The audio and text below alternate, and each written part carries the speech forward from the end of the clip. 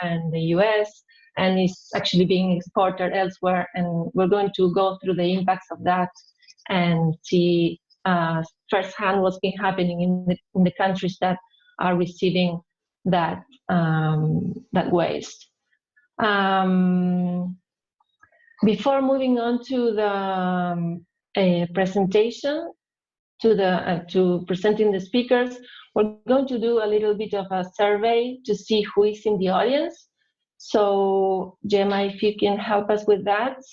It's just two questions about, and we ask you to fill the questions here. So the first one is, who is in the call, and we want to know if you are from a grassroots or community organization, if you are from a policy organization, if you're from a government body, or if you're joining as an individual. And we ask you to please click on the option that fits for you.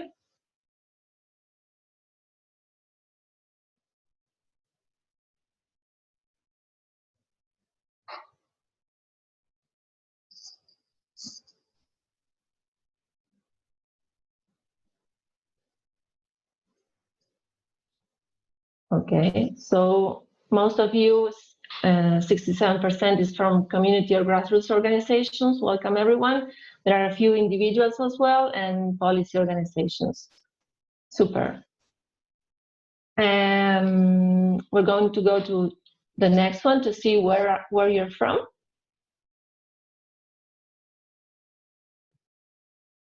There you go. If you can please click.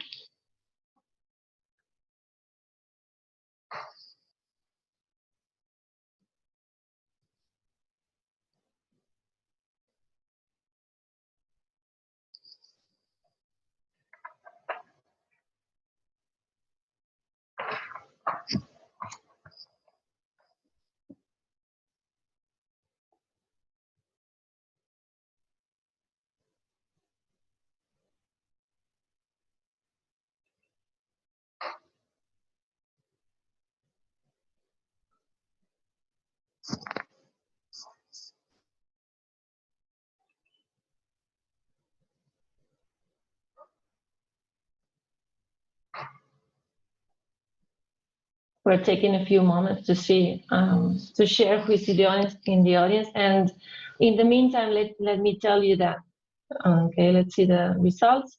Lots of people from Asia Pacific, that's great. People from Europe, okay, all the continents, that's great. Latin America, North America, Africa, okay. That's good. So, let me dive into a few technical issues so that you know what to expect in this webinar. The webinar will last for an hour and a half. The idea is to have first all the 3 presentations and then have some time for questions and answers. You will see a chat box on your screen. We ask you to introduce yourself there so that we know who is there, you know, if you can contact someone that might be of your interest. We encourage you to use that chat to introduce yourself. And also, if you need any technical assistance, my colleague Gemma can assist you if you put your problem in the chat box. And we are going to ask you to please use you will see a button that says Q&A. So that's for questions and answers. We ask you to use that specific button for questions and answers. And please make all the questions you have while speaking at the panelists, and we will go through that Q&A session after the 3 presentations. The other thing to say is that the webinar is being recorded so that we can send you the audio afterwards. And everyone is silenced, so that's for a matter of time, and so that we channel all the questions and answers through the Q&A button, and you can also use the chat for technical stuff. So I think that's it for the technical aspects. So let's move on to presenting the wonderful panel of speakers we have today. So we have Boba Kongis. She's the regional plastics campaigner for Gaia Asia Pacific. She's been working in the field of environmental advocacy since 1995. She's been She was involved in the lobby for the passage of the Philippine Clean Air Act and the Philippine Ecological Solid Waste Management Act. A huge part of her advocacy work is dedicated to campaigning against, to campaign against GMOs and toxic pollution, and she's also a permaculturist and a natural builder.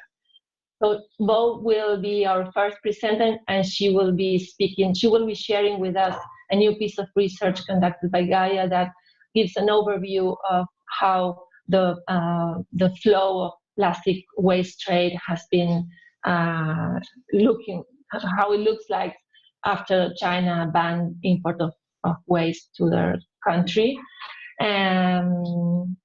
Our second speaker is Tio Mashmetio Septionio. He's a program officer and researcher in Toxics Division of Bali Focus from Indonesia.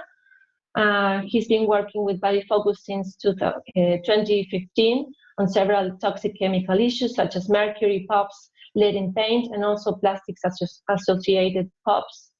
He's now conducting research on plastic waste trade leakage and working on regulatory and policy in Indonesia. He's also the Bali Focus representative for the Alliance for Zero Waste Indonesia, and Theo will share with us firsthand what's been happening in his country, in Indonesia, who is now receiving an increased amount of plastic waste, and what communities there are doing to fight back plastic pollution. And then we will have Skye May. She's the community engagement manager of the Break Free from Plastic movement.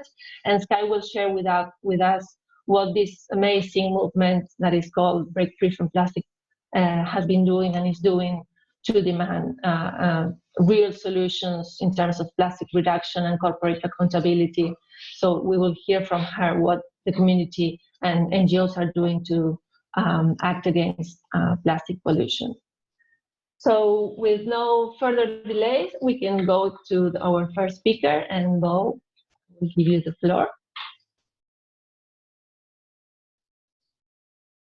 Thank you, Ceci. Let me just share my presentation.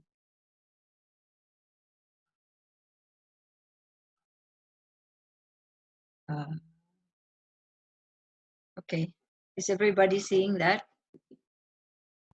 Yes.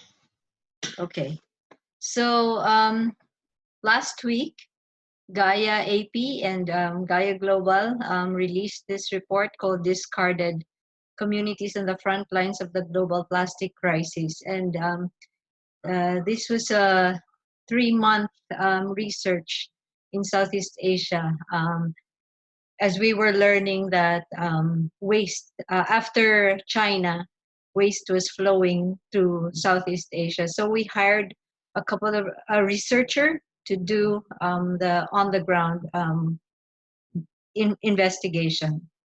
So this image, the photo that you see on your screen, is from Indonesia, and this used to be an agricultural land. Now it's a dump site where people are picking whatever material they can recover from the waste. Okay. This is a place in Thailand where close to Bangkok, and this used to be also an agricultural area, very productive agricultural land where they grew corn and rice and fruits and vegetables. But as you can see, now it's also becoming a dump site for waste, especially plastic waste. So what was unique about this, what was, I think, very sad about this situation was that this was a place where they could, grow their own food and harvest fruits from the trees. Now they cannot even, their crops are dying, and while there are still fruits that are alive, fruit trees that are alive, they could no longer eat it. They're worried to eat the fruits because of the possibility of toxic contamination. And the people, one of the farmers here has been losing some money because of the loss in crops. And one farmer talked about having to buy water to let his cows drink, and now he has to sell the cows because he can no longer afford to pay to buy water to have his cows drink. Um, so we start with China with a green fence policy in 2013. The green fence policy was actually an aggressive inspection effort by the Chinese government to look at the shipments that were arriving in their country to see if they were contaminated or not. So while it was not so much the environment issues that they were looking at this time, it was an economic it was more looking at the economic aspects of waste shipments, waste imports. So looking at recyclable materials and looking at the quality of recyclables that would enter their country. But in 2016, there was a big documentary that a filmmaker did, which looked at the communities that were affected by waste imports, the dumping. And I think it opened the eyes of many people in the communities as well as government, so that it's in 2016, China started looking at policies that would curtail the shipments of contaminated waste. So in 2016, it was receiving 51% of the global waste trade. And then in 2017, China finally announced that its national sword policy, which effectively decreased the volume of shipments of waste, particularly plastic waste for recycling. So it entered into force in 2018. So why did China close its doors? There were pollution concerns. They actually referred to it as loathsome material. It was bad quality recycling. And then also the rising middle class was looking at quality materials and a good quality of life. So what happened after China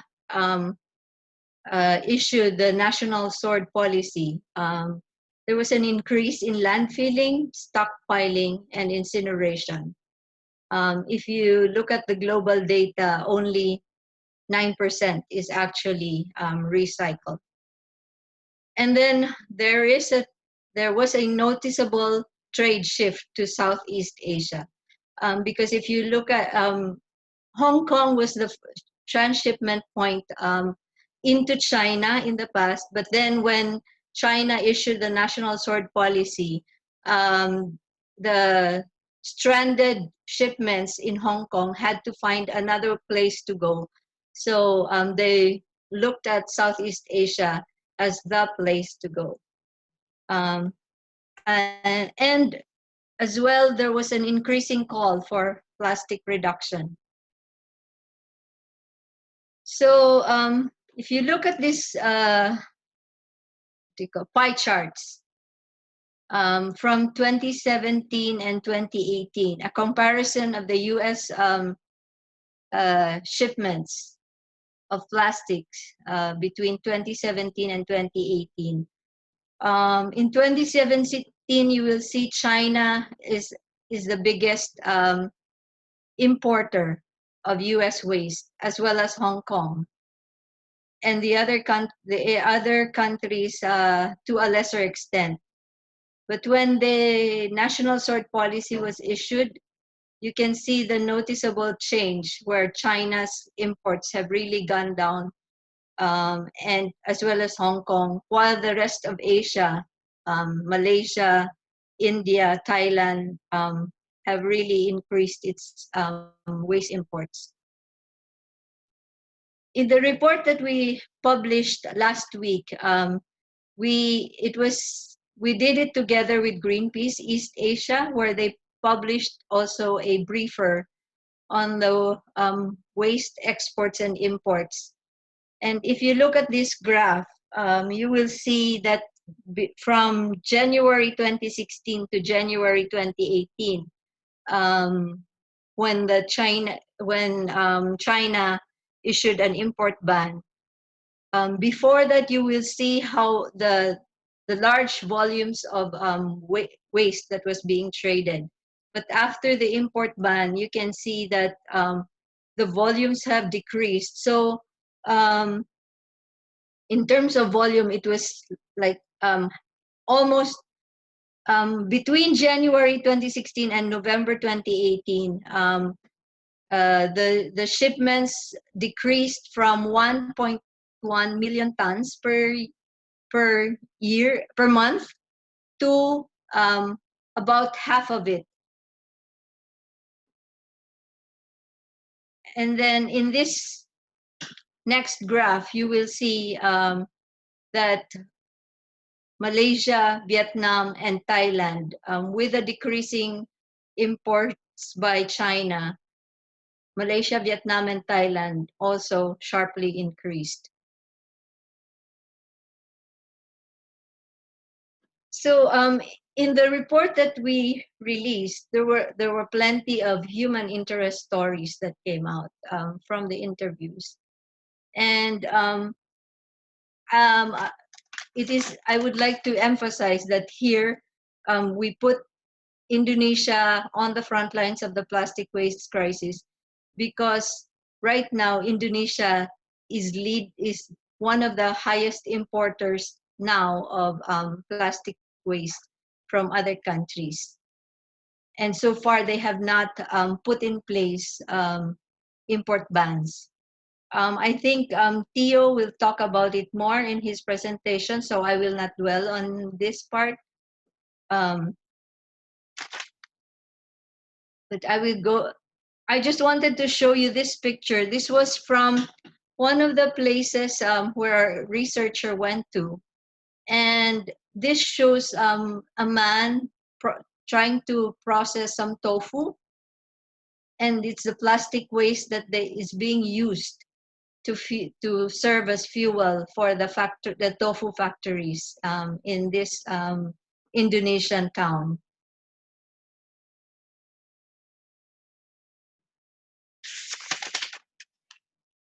In Malaysia, immediately after the National Sword Policy was issued, Malaysia became the biggest importer of the plastic waste.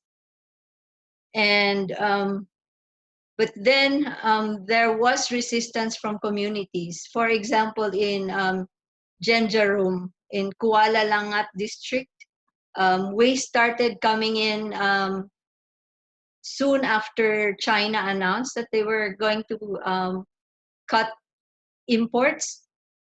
And in this place, there was a man called Tan Ching Hin, who started looking at the issue. He was a well-respected man in their community. And people from the community started coming to him to complain about the pollution and the respiratory problems that they were encountering. And they wanted to file complaints to government about the pollution. So Mr. Tan started gathering information. He would go to wakes and funerals to eavesdrop on how the person died and see how what illness was there. Was this related to the pollution that they were exposed to? And he started documenting everything all the information that he got. And then later on, he was able to locate some of the factories. A lot of them were illegally operating. And these were owned by some Chinese businessmen And soon, because of the concern of the community, people started volunteering to help with the investigations. And soon they started using Google Maps to map out all the factories.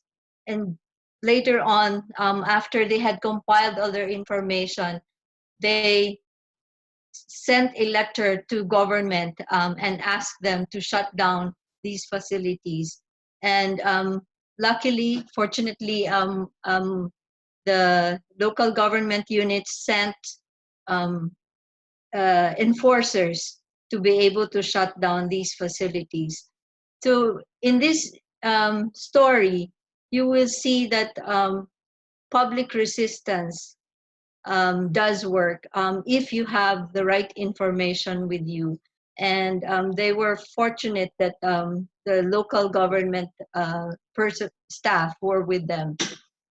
So in 2018, there was a raid of all the facilities that were established. And then by October 2018, the Malaysian government announced a permanent ban on plastic waste imports by 2021.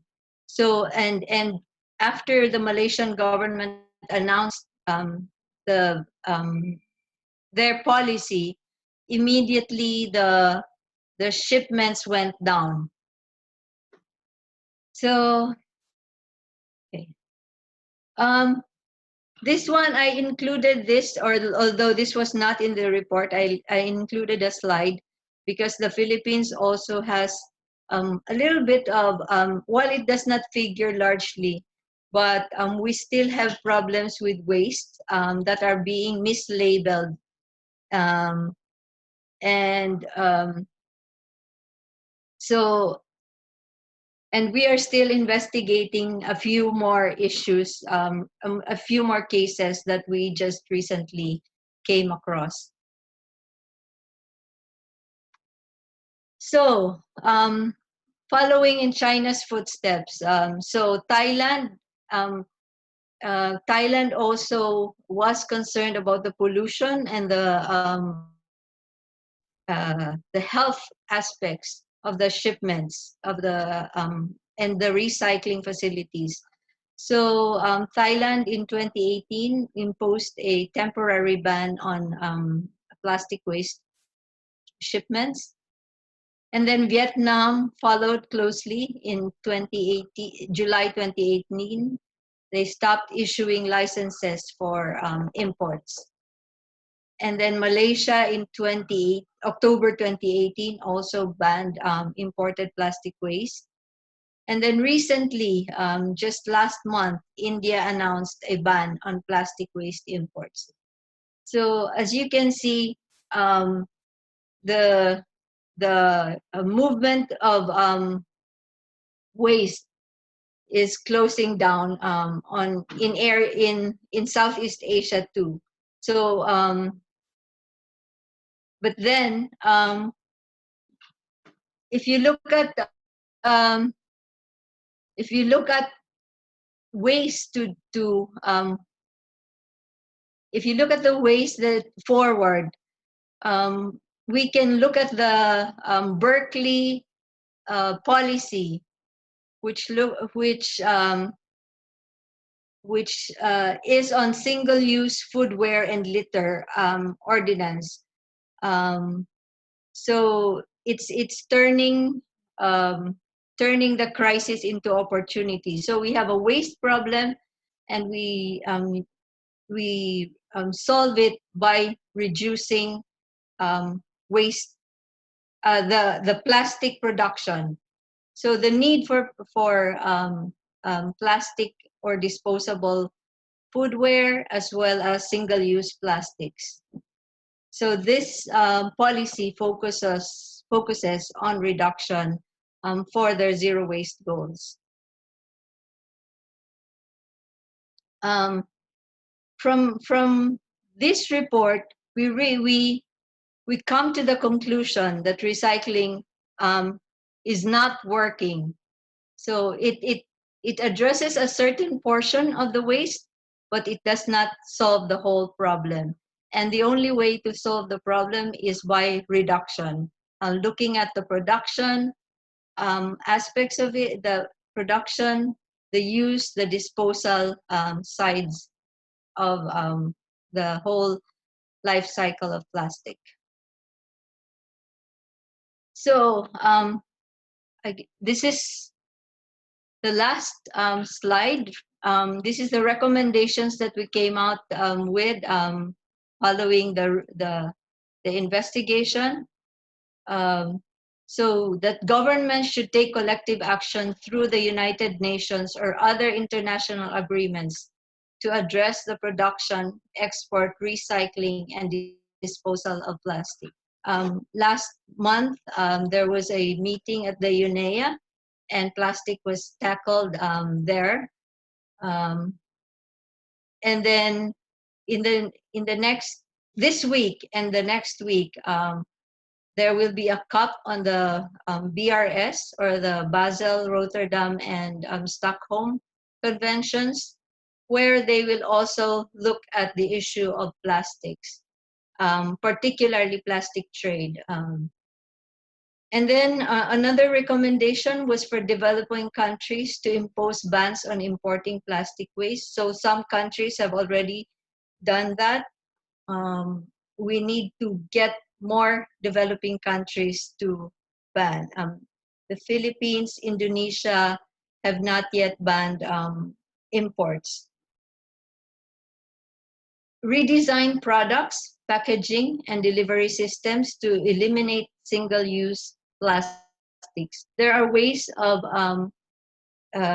delivering products such as refill stations and the like, bottle deposit systems that can be used to avoid single-use plastics.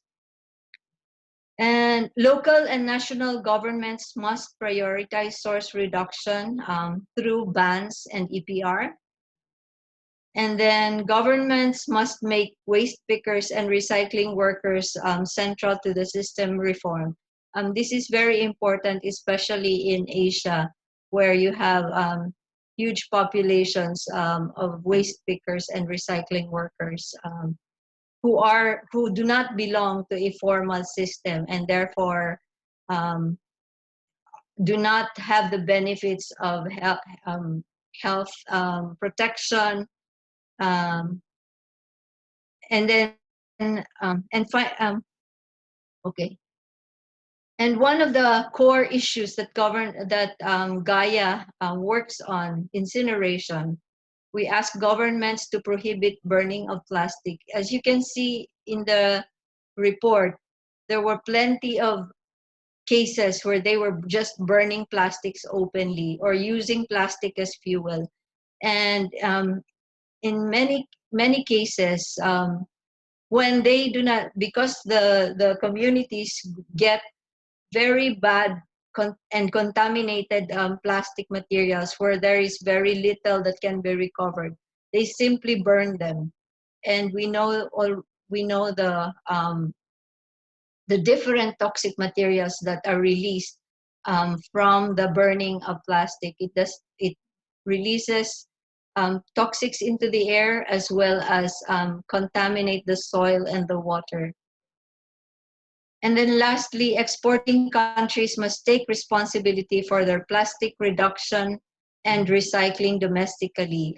If they have a way to manage their waste at their home, then that is the best way to handle their waste, not to export it. So that's the end of my presentation. The report is available from the Gaia website at www.no-burn.org. And you can follow Twitter at Zero Waste Asia and at Gaia No Burn, as well as Instagram at Zero Waste Asia. Thank you. Thank you both for your presentation, and we will send everyone the report afterwards with an email with the presentations and the recording of the presentations. And I think two reflections on your presentation, both. One is that it's very clear that seems like an endless game where a new country is targeted for receiving plastic waste, and then after several environmental health impacts, the country decides to ban the import. So now there are news talking about potential targets being Africa and Latin America. So this is why we're saying recycling is not enough, and something needs to happen in terms of redesigning products and packaging to stop producing all this junk that is not getting recycled at all. So I think you clearly you made a very good picture of why we're being so loud about why recycling is not enough. And the other thing is that it's important to see the stories behind this data. So I think it's important to share, and the report does very well to see what happens in the communities that are being targeted and receiving all this plastic that is not recyclable. So thank you for sharing that. And that leads me to the next speaker, which is Tio Septionio from Bali Focus from Indonesia. And I think, Bo, if you can stop sharing your screen so we can jump into Tio's one. And in the meantime, if people want to ask questions, you have the Q&A button. We encourage you to use that, and we'll go through the questions afterwards. And we already have some of them, so we will address them after the 3 presentations. So now on to Tio. Thanks. Is my screen up yet? Yes, it's there. Yeah, okay. So yeah, hi, I'm Tio from Indonesia, from Nexus 3 or Bali Focus Foundation. I'm a toxic program officer. Here's kind of the outline of my whole presentation. And it contains about plastic waste trade, and as Bo also earlier mentioned, that we are potentially in the spotlight in this plastic pollution issues. So yeah, I'm also going to be like presenting highlights, fall solutions, and also pressure from industries.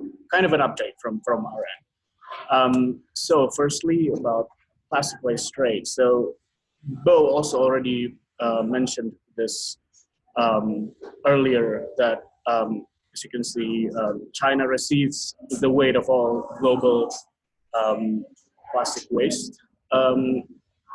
Back before the national sword taken into force, and there are increased number as well. And then Southeast Asian countries since the beginning also, even the numbers are smaller than Hong Kong back in the day before the national sword was taken into force. But ASEAN countries are acting as a kind of a reprocessing countries for these plastic waste that is being sent into Southeast Asia. And interestingly, I'm going to talk a little bit about the current situation on plastic waste trade. So here, as you can see, that an interesting figure shows that Operation Green Fence, the trial went up to 2013, and then until it was taken into force last year, the numbers of export and import already shifted.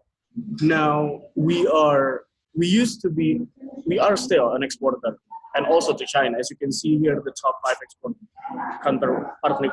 partner countries are China, Hong Kong, for at least in this table down here, it's 4 years, but even before, it's mostly Hong Kong and China.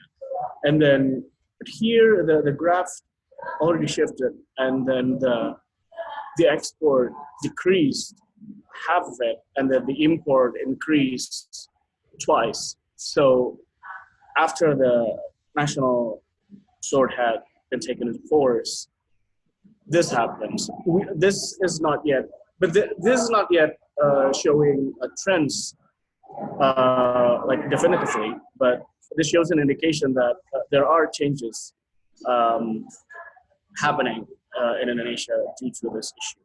And then we begin to jump into plastic waste, right? Initially with Gaia, with Sesi as well.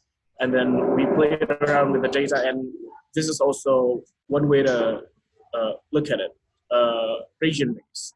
So there are also, even before the national sword had been taken into force, there are shifts in the plastic waste trade route that is coming in and coming out of Indonesia. And then to see the perspective from Indonesia, we have a regulatory framework on plastic waste trade. Back in the day, before 2008, actually HS 3915 is a harmonized code for plastic waste trade and scrap. So in here, up until 2008, there's a ministerial decree from Ministry of Trade that issued the allowance of importation of plastic waste, but before it was not allowed. And then plastic waste and scrap in the regulation are defined as waste of industrial processes. But we see that this is also the location that some folks even from the UK, and then some folks from Gaia went to this location. This is near the location of our folks from Ekoton. And then, yeah, as you can see, earlier I mentioned that the definition for plastic waste and scrap are defined in our regulation as a byproduct of industrial processes. But here, as you can see, there are a lot of domestic waste, there are a lot of plastic packaging, and Bo also mentioned that the residual waste from these piles of waste, of imported waste, are used to cook tofu. And in here, there are a lot of mess in here. And then also our folks from Ekoton already conducted some, it's not a brand audit per se, but they, what do you call it? They group several plastic, those imported plastic into the plastic types and the form of packaging. So most plastic types found are single layers, and the packaging types mostly are food packaging.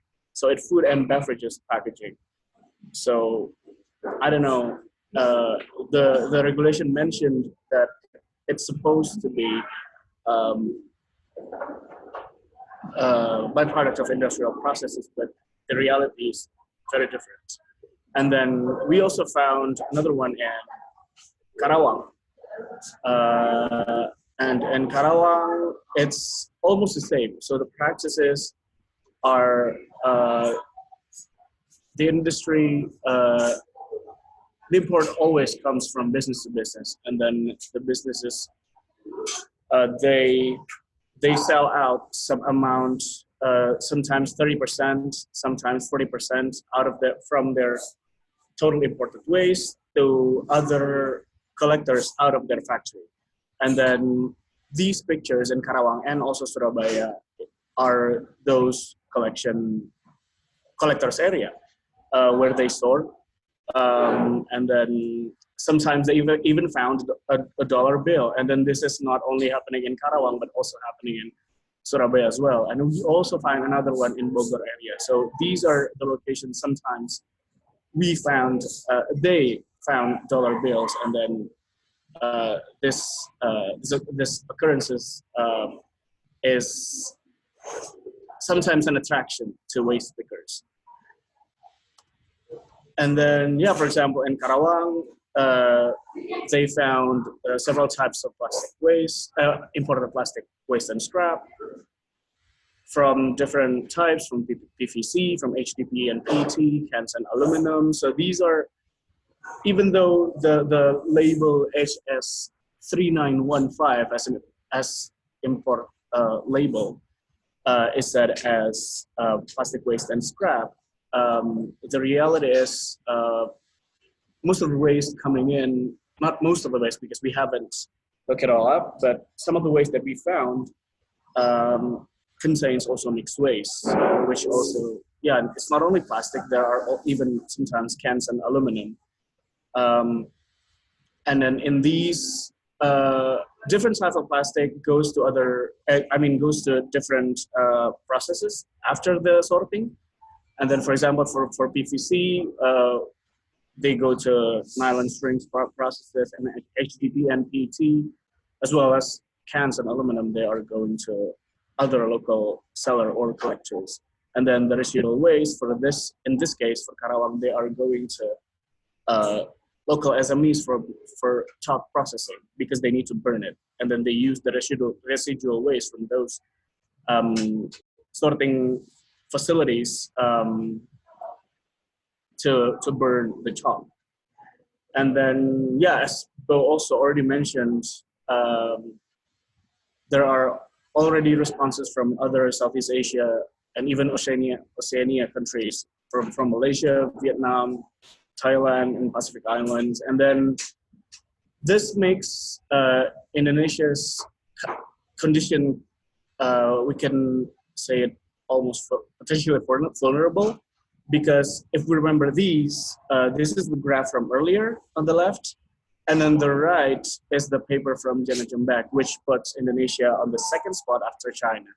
And then after China blocking its doors and then try to improve their own waste management internally, and then Indonesia is next to the spot.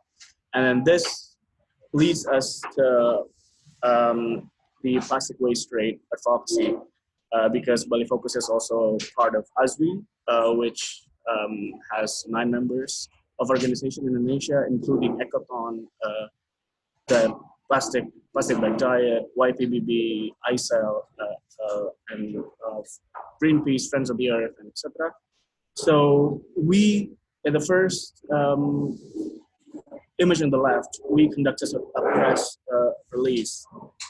We showed the data, and we gave a recommendation to our governments, which are to review regulation concerning plastic and paper scraps export, and then contaminants and plastic and paper scraps must be less than 0.5%, and then recycle at proximity, which Bill already mentioned earlier, that to recycle, you don't have to send it to other countries. Recycle at your own countries, and then that leads to increasing recycling capacity. And then the fourth is we shouldn't use hazardous chemicals in plastic, because if those hazardous chemicals in plastic goes to recycling, and then it will be a new product, and it will loop as a toxic recycling instead of safe recycling. And the fifth is to ban single-use plastics, and then review life cycle of plastic paper packaging, and then the last one is information recycling must be made accessible to the public. And then these are other highlights that I want to mention, because Indonesia is potentially on the light spot, and I have 3.5 minutes. Okay. Highlights. Yeah, so last year our government issued a national action plan on marine debris, and then there are a lot of projects, both nationally and from international, are trying to be established in Indonesia, which makes it's a lot of money to be put into waste management or plastic pollution initiatives. And then, yeah, these two are the most recent and big projects that will be happening. So for example, the GPAP project in Indonesia, which involves World Economic Forum, the government of Canada and UK, and also some of the petrochemical companies, and then also the World Bank project in Indonesia. And these are only the two from other plastic pollution initiatives or uh, or waste management initiatives. And then this leads to false solutions, which I have to address here.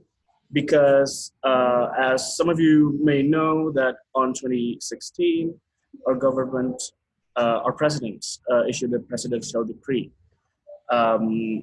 which was withdrawn from our judicial review, and then changed the term only. So from thermal waste to energy into environmentally friendly waste to energy, and then the location increased from 7 cities to 12 cities, and then we have to do a monitoring on progress within each cities, and then now we are reviewing available environmental impact assessment reports from these projects and everything. And then in these 12 cities, the technology varies from incineration, gasification, RDFs, plus cement kilns, and then some of them are landfill gas, and then some of them also utilizes methane. But most of those cities are thermal technology. And then, so 5 cities are from those 5 out of those 12 cities are under construction. And then, the 3 is in development, and then 4 are in the financial agreement. So we have a lot we have a lot of ground to cover here. And then the other one is also plastic to asphalt. So we have the first trial on 2017, but several months later, there are some news that spreads that, more plastics are needed for this plastic to asphalt. But it's silly, because we have to, not generate waste instead of making waste to create it to asphalt. So, and then the progress of it is that they have procured equipment for collecting areas and waste picker to provide and supply those shredded plastic to be converted to asphalt. And if we map the stakeholders here, petrochemical companies also plays a role, partnering also with Recycling Industry Association, namely Dow Chemicals again. And then we have also chemical recycling from Unilever, and then they have invested 10 million euros for trial, and trying to establish this scheme to collect sachets from what we call waste banks, which is a small collection institution that works as a bank, but instead of so you can use your waste, and it acts as a bank account. You get money from it. That initially it was meant to increase the collection system, and it is actually a program of our minister, and then they use it. But by they I mean Unilever is using those waste banks to collect more sachets. But there are a lot of questions. Firstly, how will they change their future sachet production? Because if they keep, doing business as usual, and then keep producing sachet as the number or rate that they're doing now, and then this chemical recycling is pointless, because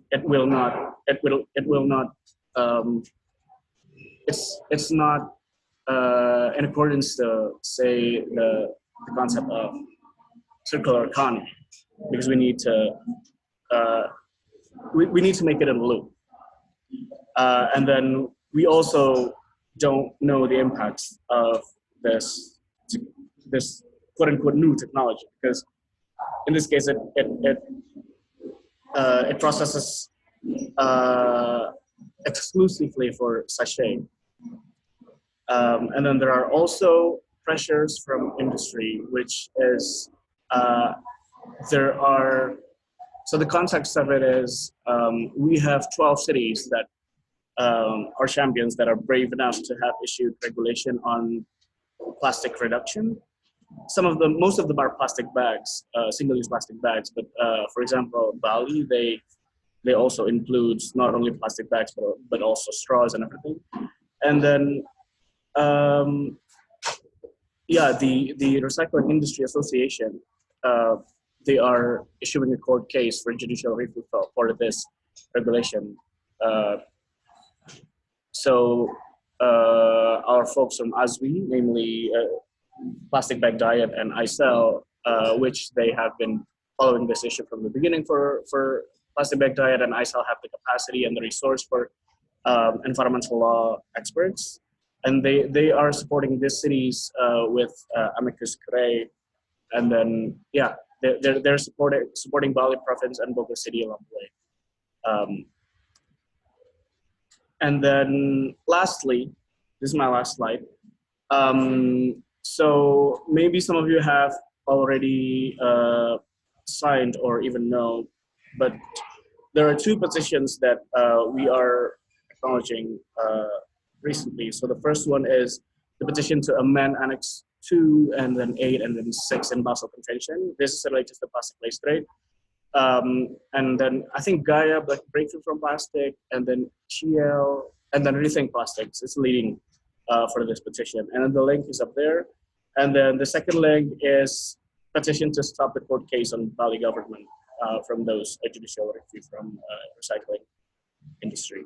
And then, I think that's it for me. Thank you very much, Theo, for that presentation. Very interesting, and I think it also gives a good picture of how the narrative is turning into a waste management problem, as if this was a waste management problem when it's actually a production and consumption issue, right? So it's very scary to see how the corporations that are producing these non-recyclable plastics are putting money into waste management. So false solutions in the global south that will only bring more problems and more pollution and more health and environmental problems to these already impacted communities. So again, this is why we say recycling is not enough, and this is not a waste management issue. So we're going to move to our last speakers, Kaimel from Breakthrough from Plastic Movements, to share what the movement is doing to demand plastic reduction. So Sky. Hello everyone, good evening from Manila. Hold on, I'm just gonna share.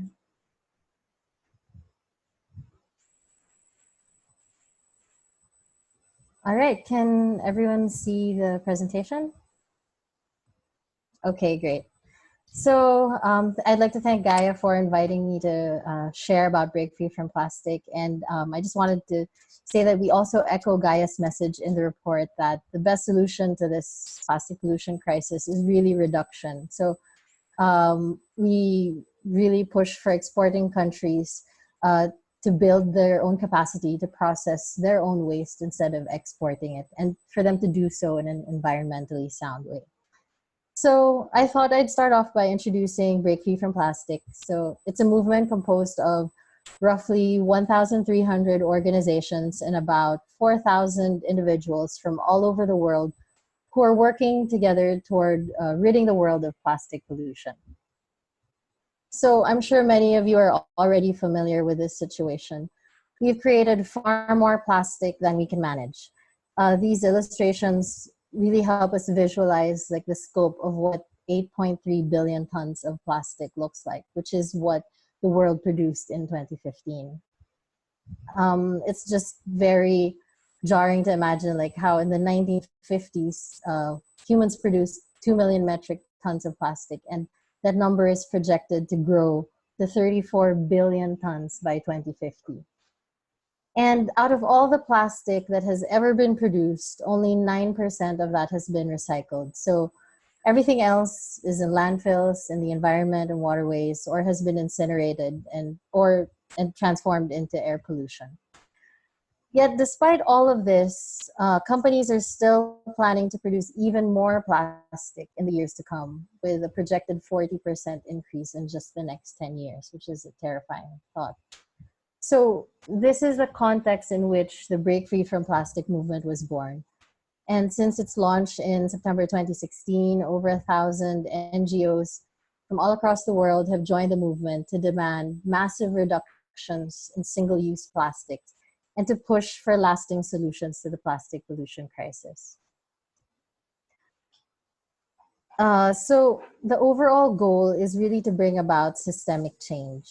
And then the idea is to approach the problem from all points on the plastics value chain, with an emphasis on prevention rather than cure. So this echoes what Ceci was saying earlier, that it shouldn't be about waste management.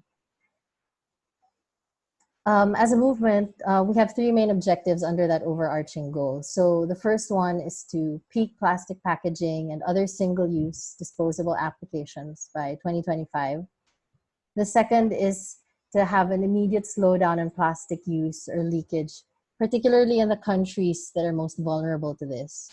And lastly is to be able to build the foundation of a global movement so that we can just say no to plastic waste and embrace zero waste.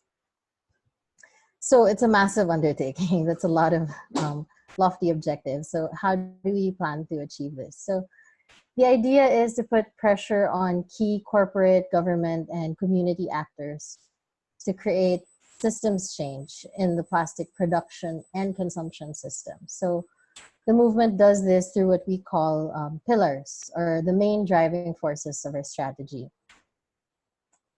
The first pillar is building zero waste cities. So Gaia is among the organizations leading the zero waste aspect of the BFFP strategy, and they've been successful in guiding cities in their plans to go for zero waste.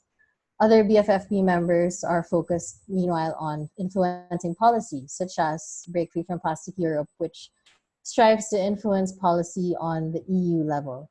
So this is a big help to movement members outside Europe, as their initiatives and their triumphs can serve as a model for our own efforts in other parts of the world. And one of the tools that have been found to be crucial in the zero waste work is the brand audit. So by identifying problematic brands and materials that we shouldn't be producing in the first place, we can ascribe responsibility and accountability for the problem. But going zero waste is not enough, as Gaia also recently shared in a brand audit report that they published in March. So, because no matter how robust a city's zero waste program is, they will still be left with plastic waste that can't be composted or recycled. So, because it was found that the world's largest corporations are responsible for producing this type of plastic waste, Break Free from Plastic is calling out these corporations for creating waste that is unmanageable to begin with. And they're putting the burden on individuals, communities, and governments to clean up their mess. So this leads me to our second pillar, which is changing corporate behavior. Now, because corporations choose to flood the markets of the global south with single-use plastics, like sachets, the countries here, which often don't have enough infrastructure yet to manage waste properly, so they're struggling to contain the mess that are started by these corporations. So what we've done is we've come up with new demands. So I'm sure everyone here grew up knowing the concept of the 3 R's, but for Break Free from Plastic, we'd like to propose new 3 R's, but this time for corporations to comply with. So 1, that's to reveal the amount of plastic that they release into the market and in turn into environments every year. 2 is to reduce, with measurable goals, the number of plastic units they produce. And lastly, to reinvent and rethink the way that they deliver their products in order to reduce plastic pollution. So at the beginning of March of this year, Break Free from Plastic member organizations in different parts of the world decided to make it clear to these corporations that we're not going to take this sitting down. So we launched a corporate campaign to shine a spotlight on this plastic monster created by these corporations. And BFFE members had each of their own corporate initiatives, which we all coordinated to occur within a given time frame so that we can have a bigger impact. So, for example, in just a span of 2 months, Gaia released these 2 reports that were key components of our corporate campaign. Like the brand audit report that I mentioned that they released last March was crucial in identifying the corporate polluters. And the data from that served as ammunition for movement members to go after these corporations in their own capacity. And now we have this new waste trade report, which uncovers the truth behind the global recycling crisis. So we can let corporations know that recycling is not the answer, and we have the evidence to prove it. And within that same time frame, starting in early March, another BFFB member, Greenpeace, so there may be some of you from Greenpeace here, launched a ship tour that started out here in the Philippines to show the impact of corporate decisions on countries like ours here in the global south. So the ship visited Verde Island, which is the center of biodiversity in the country. And even here, they found plastic pollution from some of the world's biggest FMCG brands. And then from the Philippines, the ship tour went on to Europe, where all the collected plastic turned into these monsters, here. And they were brought back to the corporate offices of polluters, such as Nestle and Unilever. So along with Greenpeace, a lot of other organizations staged these return to sender events around the world, or plastic monster showcases, where they let corporations know that people have had enough. So in fact, also Gaia's Asia Pacific executive director was also there at Nestle's annual meeting in Switzerland to really call them out for their actions and to demand change. And at the same time, BFFE members from around the world, from India and Bangladesh and Tanzania and DR Congo and Netherlands and the US, so they all took to social media to share images of the plastic monsters they found in the environment, and they created these plastic monsters and tagged the corporations in these posts. So you can see some of them here in this slide. We know how much these corporations value and protect their brands. So the idea was to inundate them with all this content that showed the dark side of their brands. And this April, also another BFFP core member, the Story of Stuff project, released the 4th installment of their Story of Plastic mini documentary series. So the documentary is complementary to this Gaia report, actually, in that it exposes the truth behind the recycling industry, that despite corporations' claims that their packaging is recyclable, it doesn't mean that it will get recycled. So to make matters worse, like all this waste is exported to countries in the global south, as Bo and Theo had discussed earlier. BFFP members also participate in international conventions such as UNEA, like Bo mentioned earlier, the United Nations Environment Assembly. So we had about 30 delegates from around the world who aim to start conversations about a possible structure for a new convention on plastics. So although the outcomes weren't exactly what we'd hoped for, as the language was considerably watered down, but BFFP will continue to push for the phasing out of single-use plastics, whether in UNEA or in other avenues. And BFFP delegates will also be joining the Basel Convention next week. And we hope that the policies that we hope will come out from these types of conventions can serve as tools for us to achieve our overall objectives. The third pillar is changing the dominant narrative. So Tessie also mentioned this earlier, so that there are a number of these narratives that really need to be changed and challenged for us to truly fix the problem and to address the problem at source. For instance, we've all seen, well, maybe a lot of us have seen the reports saying countries like the Philippines and Indonesia and Thailand and others in the global south are the leading sources of plastic pollution that leaks into the ocean. However, what many fail to include in this narrative is that much of this plastic waste starts in the global north, specifically in the boardrooms of multinational corporations like Nestle and Coca-Cola and Unilever and PepsiCo, among many others. And like ever since I can remember, plastic was always considered a littering or waste management issue by most. And many of us, like personally, grew up thinking that it's solely on us as individuals and communities, like to make sure that we dispose of trash properly, that we segregate, recycle, and so forth.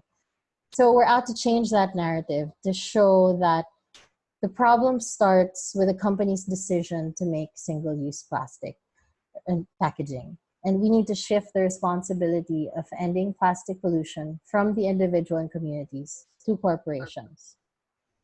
Not to say that individuals and communities are absolved of their parts, but much of the responsibility for ending this crisis lies with the corporations. And another narrative we're out to debunk is the proliferation of false solutions, such as the one that Theo mentioned earlier. So also corporations are claiming that, excuse me, they're using recyclable materials, but again, we can't recycle our way out of this crisis anymore. And here in this slide, we have some sample material that we post in social media on the left, like that tell the real story. So we use social media channels and traditional media to upend that narrative, these narratives rather. And we also have other channels such as this podcast by a BFFP member called Upstream, which focuses on real solutions. And we also have reports like the one I mentioned earlier by Gaia that debunk much of what is commonly believed. And the last pillar here is movement building. So, oh, sorry. I can't seem to go back.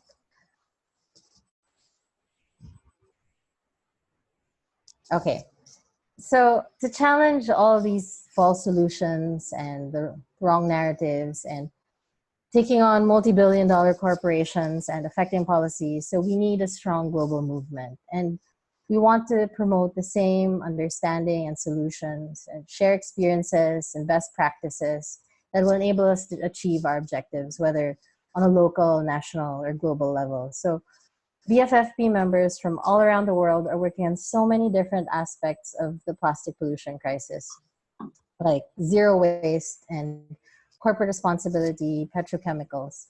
And they approach these in different ways also, whether it's working with the grassroots, conducting research, lobbying, or creating content. And these are just the organizations. So individuals are also doing their own thing, like organizing brand audits along with their beach cleanups and starting petitions and raising awareness in their community and writing to corporations. So what we want to do is amplify all of these actions and harness the power of the movement to eventually affect larger scale and systemic change. It's been 3 years since the movement was born, and we continue to grow every day. So it's been very heartening to see the efforts and successes of our member organizations and individuals also. So you already saw my last slide, but I'd like to end this by inviting those of you who aren't members yet to join Break Free from Plastic, whether as an organization or as an individual. You can learn more at breakfreefromplastic.org, and you can become a member by signing onto the pledge. So we send out regular communications to members about our actions and ways to get involved. And we also amplify the work that our members do so that other people can learn from them and be inspired by their stories. Yeah, that's it from me. Thank you. Thank you, Sky, very much. Hope it gives us hope to see that people are acting, and it's very interesting to see how new the movement is and how much it's doing so far, and it's like really taking the necessary action to the scale of the problem that we have. So fortunately or hopefully corporations and governments will do the same eventually when they realize the scale of the problem that we have here. So thank you all three panelists for this very, very fruitful sharing of information. And we have some time for a few questions. Then I'll read the questions, and any panelist who wants to answer, just jump in. So we have one that says from Ivo Kropacek. Sorry if I'm not reading it well. He says, hi, how exporting countries can take responsibility for their plastic if they are not producing plastic? I think if Bo, do you want to get that? I think you. Yeah, I replied to Ivo, but I was saying that even if they don't produce countries, I mean, plastic, they are using plastic as products or as packaging. So it's when we talk about exporting them, we're referring to the plastic waste that they are exporting. So they must have plastics that they are exporting. Thank you, Bo. Sky or Theo, do you want to add something to that? No? Okay. So another question says, hi, Sam from Greenpeace UK here. Would contaminant limits for plastics apply to countries that export waste? Should we advocate for these limits to be legally binding? That actually, from my knowledge, that actually depends from country to country. I don't know the numbers, but I don't know the numbers for each country. But for example, from what I understand from the Chinese national policy, to be clear, they are not like entirely closing the door on plastic waste import on their end, but they are strictly regulating their imports. So one of the 0.5% is, I think in one of their documents of, because they imported plastic waste that will be coming to China are now being put into several standards. And then if they are complying to all those standards, including toxicity and then radioactivity and etc., there are, I think, 8 standards. And then there are also standards, numbers on contaminants. So, and the contaminants number are different in each country. And then if, I don't know whether, I'm sure that there are some discussions in regards to this in the COP Basel Convention. I think it's better to hear the updates from folks that are attending that COP. Thank you, Theo. We have another one that says, how to separate plastic from all dump station? Yeah, I think I replied to that as well. It's very difficult to separate plastic once it's mixed with other waste, because you can start contaminating the other waste. So even if you have valuable high value plastic, you're contaminating it when you mix them together. And it's usually done by waste pickers and picked manually by people who do not have the protection. So they're exposed to all the contamination, the pollution. So pretty soon you'll see respiratory problems that these people are suffering. But yes, usually it ends up being burned in the end because it's very difficult to separate things once they get mixed together. Thank you, Bo. We have another one that says, concerning taking action through UN institutions and conventions, how can we avoid finding ourselves negotiating for destinies like the UNFCCC COPs without concrete solutions? Thank you. This is from Nidal. Good question.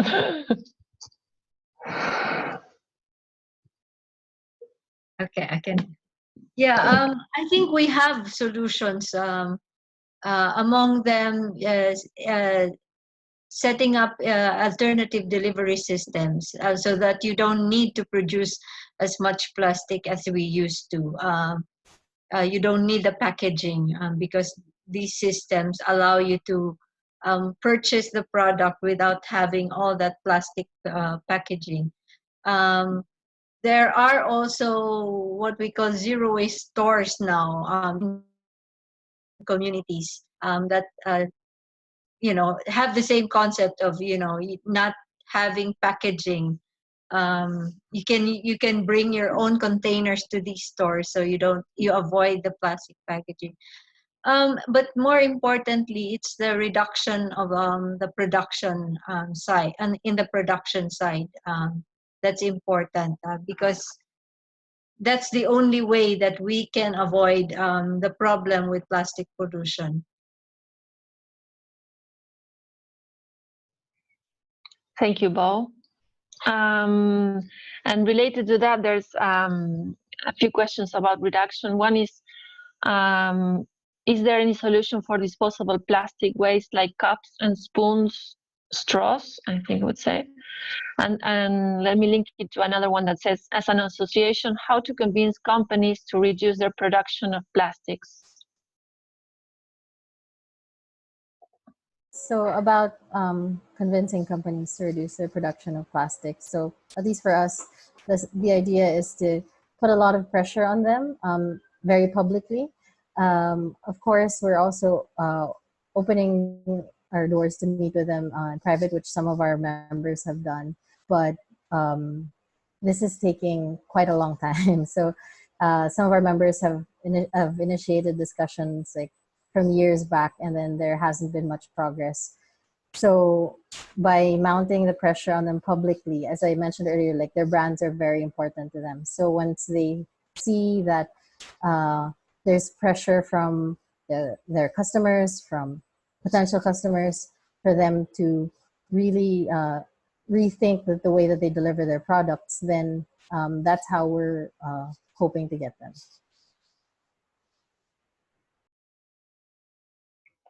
Thank you, Sky. There was another one about Tio's presentation. He asked if you mentioned Dow Chemical in your presentation. Yeah, I did, yeah. Yeah, so Dow with other institutions such as Advocacy and as well as Coca-Cola, they are involved in several projects in Indonesia. One of them being the plastic to asphalt project. The trial for that is last year, and I think they have built like 1.8 kilometers of that, but I don't know the progress further, but yeah, last time we heard that they still need more plastic to build those plastic asphalt. So I don't think that's the right solution for plastic pollution issues. Thank you, Tio. And we have a few more minutes left. So if you want to ask any questions, you can use the Q&A box and type your question there, please. We have another one that says, from Anastasia, hello, are there already any safe solutions of dealing with existing dumps?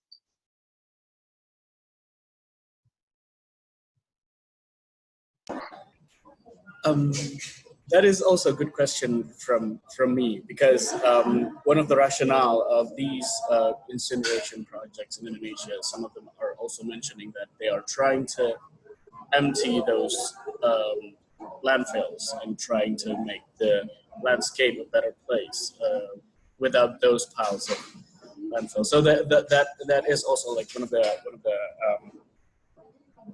arguments that they bring to push these thermal technologies. So I would also like to hear that answer. I haven't. I don't know of any safe landfills or dump sites. What I've seen is that these even if they're sanitary landfills with all the engineering measures put in place, they eventually leak and contaminate our water, our soil, our air. So even when I remember when we were campaigning for the Clean Air Act in the Philippines, even then we were saying that landfills were only temporary solutions. They're not real solutions, because eventually they will break down and leak. So I think the only way that we can move forward is to look at zero waste strategies, which includes reduction of plastic use. Thank you very much, Bo. So we are, we're going to go with the last questions. Please tell best tips to reduce use of plastics in daily life as bullet points. That will be our last question. Anyone wants to take that?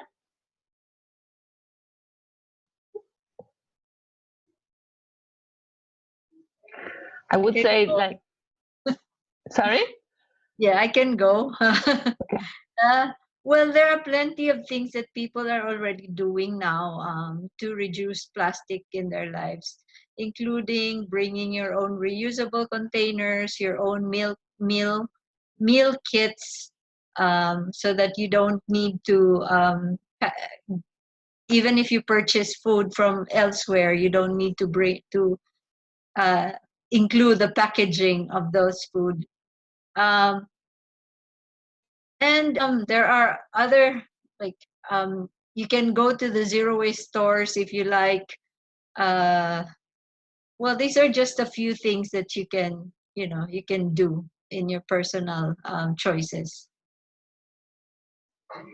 Thank you, Bo. And I think that something else that is an umbrella for all of that is be aware and be conscious about identifying new opportunities to reduce waste, whether it's plastic or another thing. Just thinking about it will give you the answers of how to reduce disposables and unnecessary use of materials. So thank you again, everyone. Thank you very much to the 3 panelists we had today. We want to thank also all the participants who joined this webinar. We hope this was useful for you and you learned and you want to join the campaign, the movement to cut waste, plastic waste and plastic production. And just a few notes for all of you. You will be receiving an email with the recording and the slides for this presentation and further reading materials in case you want to dig deeper into this topic. And we also want to invite you to the upcoming webinars we have. We will have our next webinar on May 8th. It will be about why we oppose incineration and why incineration is a false solution.